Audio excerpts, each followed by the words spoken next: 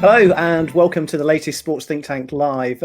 Today we're joined by Johnny Turner again from Sport 80 and from Mary Emmons from USA Archery. We're taking a bit of an international look at safeguarding and innovation this week. So we're delighted. I think you're a little bit behind us, Mary, some 7 or 8 hours behind our day. So thanks very much for joining us early in the morning as we finish our work day over here in the UK, but really delighted to have you with us, and looking forward just again to an informal chat really around how the safeguarding system works in the United States, and probably look to, as always, learn from international comparisons and learn from each other. So thanks very much for being with us. Do you want to just tell us a little bit about, I suppose, archery in the United States as a national governing body, how it sort of all looks and works?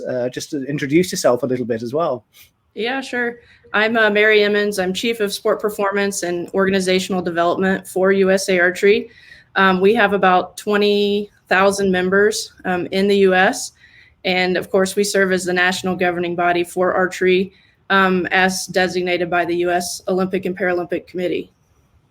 Brilliant. And that's how things work in the United States. It's the Olympic and Paralympic Committee that recognise specific national governing bodies, and then you sort of will send the teams as part of that Olympic and Paralympic movement off to the Olympics and others.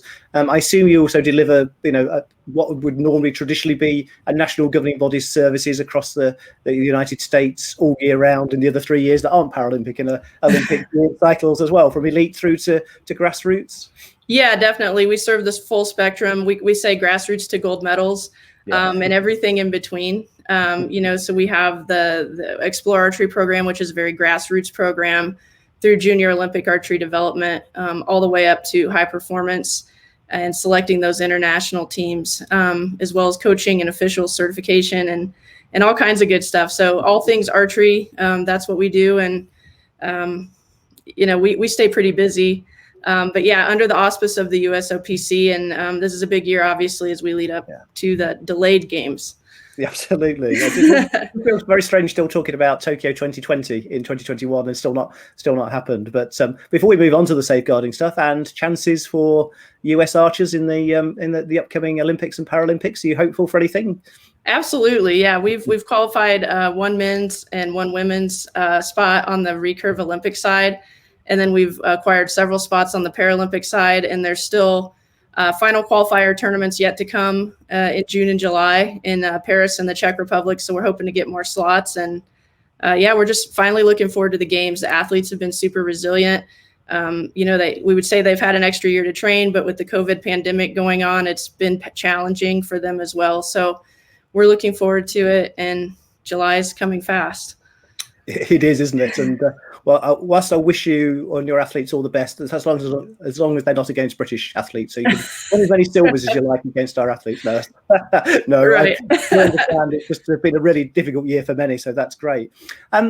Just on the basis that probably most of our viewers or listeners won't have any idea what the landscape is like in the United States for safeguarding. Do you want to just sort of explain where you all are on that journey? It's increasingly important, or has been over the last 10 or 15 years over here, and we're all still learning about getting systems right. So what does it look like in the United States? Yeah, I mean, athlete safety is obviously a high priority. It's going to stay a high priority for all NGBs. And, there's just a lot of things that need to be considered because you obviously have protocols in place at the national level, but they also need to be adhered to and implemented at the state level, at the club level, the local level. So there's a lot of things to consider and, keep tabs on. But to this end, all NGBs in the U.S. have adopted what's called the U.S. Center for Safe Sport Code, as well as the Minor Athlete Abuse and Prevention Policy.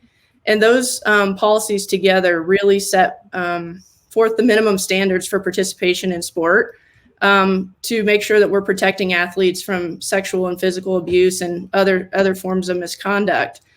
And so the Safe Sport Code actually mandates jurisdictional authority to the U.S. Center for Safe Sport for things like sexual misconduct or criminal misconduct or physical abuse, really serious charges. And so they can take authority over those types of cases. And of course, we have reporting mechanisms in place and all of that. However, the center doesn't take all the cases. And so that leaves some cases with the USA Archery or other NGBs, things like emotional abuse or harassment, or other types of cases. And so we've actually had to hire someone and train them on how to do those investigative processes and see those cases through, when they're under the jurisdiction of USA Archery specifically. So that's been sort of a whole new, staffing mechanism that NGBs have had to put in place in the US. And it's sort of, I wouldn't say out of our wheelhouse, but it was a little bit of a different direction because, we were so focused on implementing sport, but now there's this whole athlete safety piece that's, so important. And so we've got to take care of that. And, the goal is not to have any violations in sport. Yes. And so to that end, we now require people in positions of authority to take the U.S. Center for Safe Sport training annually, as well as complete a background screening every 2 years. And the goal would be just to educate everyone on how to recognize and stop abuse in sport or keep bad actors from participating. Yeah. And so I think, it's fair to say we've all had to take like a global look at our policies and our procedures and update things like our bylaws and our event waivers and really anything that you can think of. And something new that we did was create an athlete safety procedure for event organizers so that everyone participating in events is checked before, they can access the field of play. Choking over here. And so that's how we keep people off the field of play. And so it's a very regimented process and very intentional. Wow. Yeah. And you're right. I think, Mary, it's one of the big issues. Johnny and I were talking. I'm sure you'll come in, Johnny, now, but it's one of those things that people come into sports because they love their sport. They love to train. They love to coach people. They love all of these things about their sport. And, this is really necessary and really important. And the vast majority of individuals are here for good. And they realize that we need these things in place, but it's just trying to convince people of the necessity of, I think, did you say it's every 2 years they have to do the background check and annual training? What sort of reaction do you get from your sort of coaches and those involved in responsible positions about how important it is? Dead easy for the central office team knowing that they've got to report this stuff. But I think the further you get down into grassroots, the probably sometimes like people don't necessarily see the purpose of it all. Yeah. I mean, it's been a process, right? Like, informing everyone, like I mentioned before, you've got to have this in place from the national level all the way down to the clubs at the grassroots level. And so there's been a lot of education that has had to take place, letting people know what those requirements are going to be, how often they have to do that, and we were fortunate in that we were able to work with Sport 80 to automate a lot of that technology to help with that process. But it's continuous education. It's not a one-time thing where you tell people and then, everyone knows what to do. It's ongoing. And so this will be a continuous process. And as far as how it's received, there has been some pushback, but I think more so for the greater good. People want their kids to be safe in sport. Yeah. And if you can send your kids to an organization or an event or an activity where someone's had a Center for Safe Sport training or a cleared background screen, you feel a heck of a lot better than, sending them somewhere where you don't know what the situation is. Yeah, absolutely. Just a question on that as well, Mary. So I know when we first met, the Center for Safe Sport training program was still relatively new, I think, in terms of kind of how it was being implemented. Mm-hmm. Has it helped having something centralized that everybody has to use when it comes to, I think Andy mentioned it, everybody knows that you kind of got to jump through these hoops if you want to be involved in sport, but often at the grassroots level, sometimes people will be looking at that as more of a hindrance and think, oh, can I really be bothered to do that? I'm only going to give up an hour of my time once every few weeks or something. Has it helped kind of every NGB having to follow the same processes so that you're not seeing people go, oh, actually, it's too much of a pain to do it for USA Archery, so I'll go over and do it for this sport. They're not all of the blocks, for want of a better phrase. Yeah, I think that's one of the good things about the training is that it is centralized, because that means if someone takes it in lacrosse and they also coach in archery, they can produce that certificate and not have to take the training twice. So, it's really good that all NGBs are doing the same thing so that people don't have to keep jumping through different hoops to meet the requirements for every sport, because I could see how that would be very frustrating and time consuming and probably just a turnoff. But with it being centralized, we're all on the same page.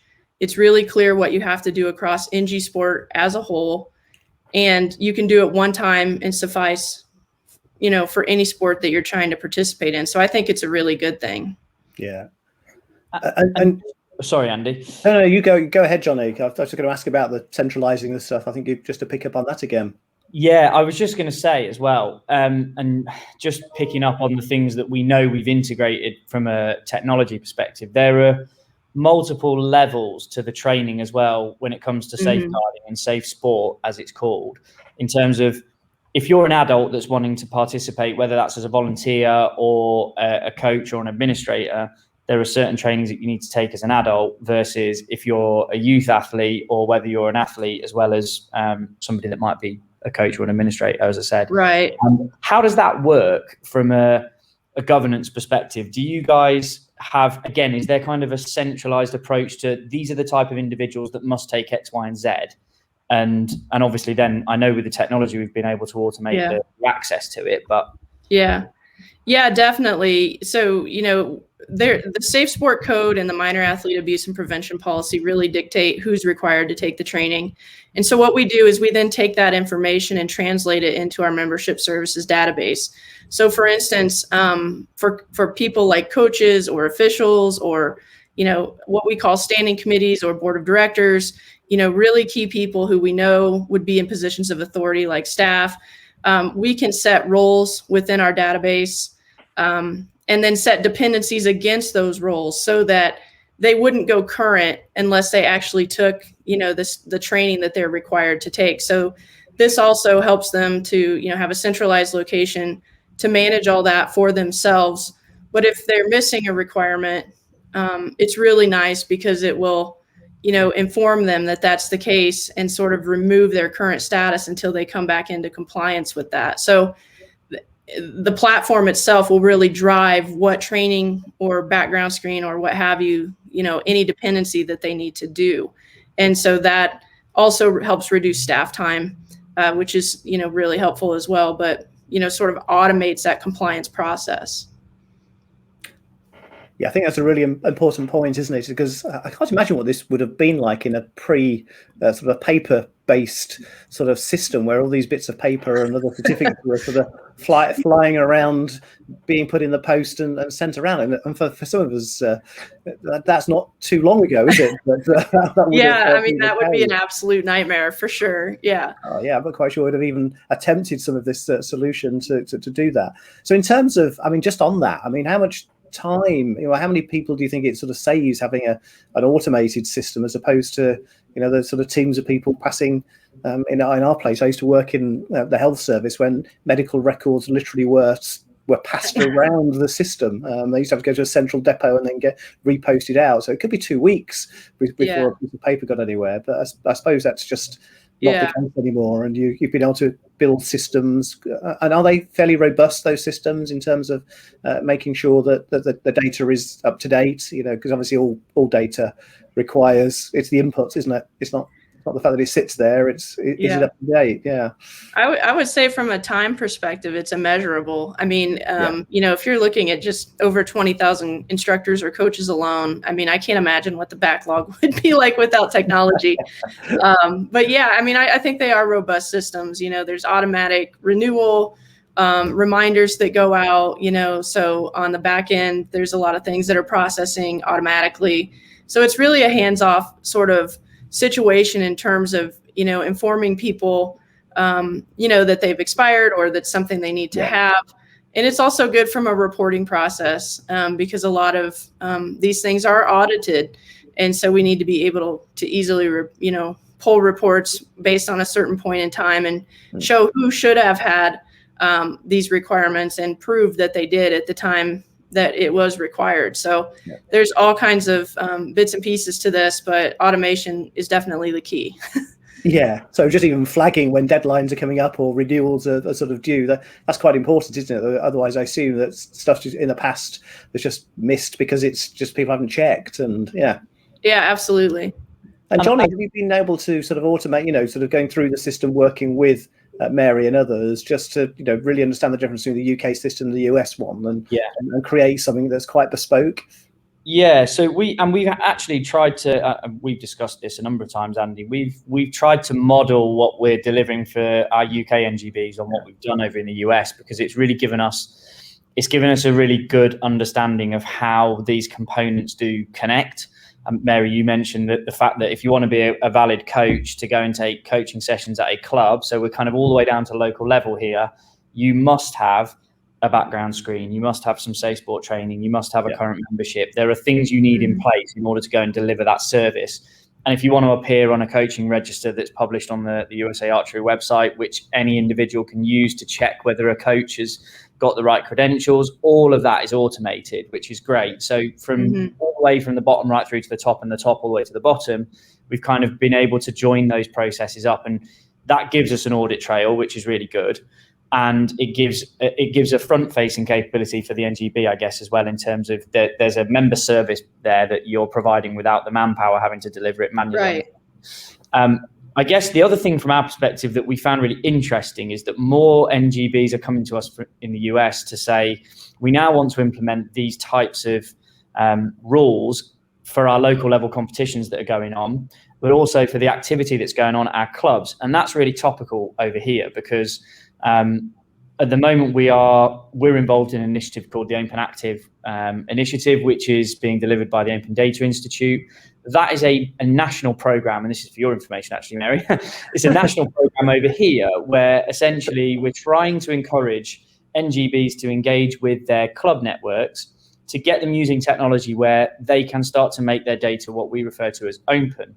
And what we really mean by that is where there are opportunities for people to participate in sport, whether that is somebody just looking to get involved and have a go, much like your Explore Archery program, or whether it's somebody actually looking for an event or a competition or a league to sign up to, anything that is bookable, what we call opportunity or bookable data, we want to try and share that through a scheme that is much like the types of systems that service the needs of your booking.coms and your Sky scanners and everything else, whereby really the dream is you just log on online and kind of punch in, I want to shoot archery, bang.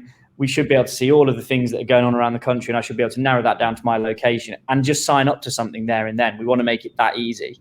Now, that is a huge thing to achieve, and it's a massive program that's going on. And really what we've been discussing with those guys is off the back of what we already deliver with you at national level, which is, okay, this is all great. So we want to get all this opportunity data out there on the internet. However, how do we actually make sure that we know that the people that are delivering these sessions actually should be delivering them? Right. And I know we're looking at things with you guys like club systems, whereby if we can provide some technology to the clubs and get them using our technology, then we can start to implement some of these rules that the national governing body have in place and start to use those capabilities to track what's happening. But it's the ability to actually get people on in the first instance that I guess is interesting. And we've kind of tackled it slightly with you and many other NGBs with our competitions, whereby we're saying, actually, we want to start gathering information on not just our athletes that are participating, but the coaches that are going to be there as well. And have you seen at USA Archery, I guess, I guess, an improvement in your knowledge and understanding of who's out there delivering services since kind of this ability to offer out more services at club level has been implemented? But also, have you found it difficult, I guess, at any point to kind of encourage? I know there's always a challenge to encourage people to use technology, whether it's our technology or anybody else's. There's always a challenge to encourage people to use it. But have you found that putting those rules in place, has that been a help to encourage people, or has that maybe put them off? Yeah, I mean, yeah. So, I mean, I would refer back to what I talked about just a little bit ago, was just our athlete safety procedures for event organizers, which is really just, this is the protocol. This is how we're going to do things at US Archery when we hold events. And it's really, an educational piece. And we tried to tackle it sort of one smaller piece at a time. And so we said, okay, what information do we have that we could use to make sure that everyone is kind of doing the same thing? And so for us, in terms of events, we went back to okay, we know who sanctions events because they come through our platform. And so there's different levels of those event sanctions, whether it's, local, state, national or regional. And when you get to the national level, those are really events that we're running. So we're like, okay, we have a handle on these and we know who's doing these events. We can get them trained. But for the state organizers, we just kind of broke it down one piece at a time and started doing webinars to introduce the new policy, to say, okay, this is how we're going to do things. And starting on, a certain date, these are the protocols that everyone has to follow. And then we did the same thing sort of at the club level, knowing who sanctions events, which, to be fair, can change over time. So this is a really ongoing process. But we found that it, was initially received as, gosh, I'm already really busy and these are a lot of extra steps that I need to do. And, it might put off volunteers from not actually wanting to participate if they know that they can't just show up, right?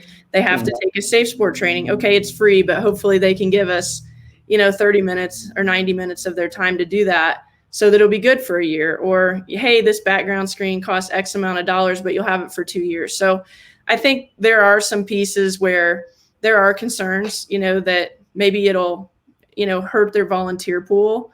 But at the same time, we really just have to keep perspective and educate that this is just inherent. We have to do these things for athlete safety. And if people don't want to participate, unfortunately, they just might not be able to. And that's just the reality of this. So, but I think in terms of implementation, you have to look at what is the bigger picture and then break it down to smaller segments to be able to implement effectively. Brilliant. Yeah, I think that's great advice. Yeah. Sounds like you're doing a great job on that. I suppose just to move on and to draw things to a bit of a close, Mary, is just, I suppose it's, what does the future hold? Where can this go? I mean, technology is exponentially improving things. Or I think we joked about from moving from paper to sort of early stages of work that's done. I mean, what would perfect look like? I'm putting all the pressure on Johnny here. Just close his ears. If it could be as seamless and as transparent and as easy as possible. Where do you think we should be heading and pushing these boundaries to make it even easier for volunteers to come into this whole system? Well, we always have a lot of ideas, and Johnny can attest to that, as to new things that we can do. I think we're always pushing boundaries. We want to make sure that we have everything. We've closed all the loopholes that we can close. I know that in the US specifically, there's something called a centralized disciplinary database. And that's really where people who have been sanctioned or banned from sport across the board are listed. And I know one thing that we're really wanting to work towards is being able to integrate an API with that database so that when someone signs up as a member with USA Archery, we can also check against, like, hey, are they trying to come in from another sport that told them they can't play? So it would be really, right now, that's still a manual process. So that's definitely an area where technology could step in and really reduce some manpower hours to make sure that, we're not missing something. So I definitely think that's one thing that we could do. And the other thing is just really, like I said, there's always a need for volunteers out there. So if at some point there was sort of a database of people who are approved volunteers across sport, that maybe we could check against to see, how we could, pull them into our sport, that would be really great. That way you're not constantly trying to qualify new people when maybe there's someone in your area who has already done all of the requirements. They're both really sort of good ideas, and I suppose having that live data, the availability. So if somebody does try to join you and already barred, I mean, even just the delay can be enough, can't they? And the whole key, I think, like I said right at the beginning, is that those who want to exploit the system will know the holes and will find their ways through it. So the more that we can close those loopholes, the better for the vast majority of people who are good and want to volunteer for the right reasons and have to jump through these hoops. So making sure the system bars the right people is the crucial sort of piece, isn't it? And actually, your last piece, Mary, I think if the panacea for finding volunteers, I think anybody across the world would jump at that possibility, just being able to talk direct to people who are already volunteering, already ready to go. People just don't necessarily always just love their own specific sport, do they? They just like volunteering, probably particularly at events. People really like to get involved in that. So I'm not quite sure I don't think we can beat you on that one yet. It's not quite ever been We've had activity find. We've had all sorts of initiatives in and around that, but hopefully we might eventually get there on that one. Yeah. Yeah. Mary, any last messages for Johnny in terms of sort of the next phases? In particular, I've been really keen. Thanks very much for joining us sort of across the Atlantic, but just really to learn from the two different systems and the way that we approach things. I always think you learn a lot more by getting and thinking outside of your current structures, just to see what improvements that there can be. Is there anything you've learned from us the other way around at all whilst you've been working with Johnny and Sport 80? Is there anything we got right that we need to celebrate? Well, I think they've got a lot of things right. There's a lot of things that go into our platform, and those guys are the wizards behind how it all works.